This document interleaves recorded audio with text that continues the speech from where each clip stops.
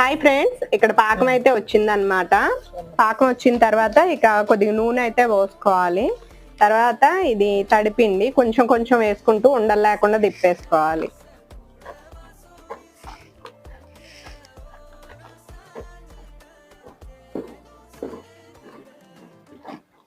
మీరు సంక్రాంతి తర్వాత మళ్ళీ అరిసెలు వండుకున్నారా లేదా? మేమైతే పిల్లల కోసం ఇప్పుడు అరిసెలు చేస్తున్నాం. ప్రతి సంవత్సరం అత్తయ్య దసరా అప్పుడు వండుదాం అంటారు, కానీ ఒక్కొక్క సంవత్సరం కుదిరిద్ది, ఒక్కొక్క సంవత్సరం కుదరట్లేదు.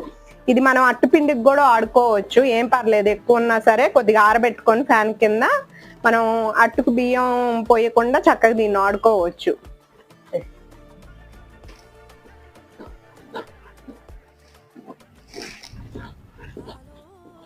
దగ్గరది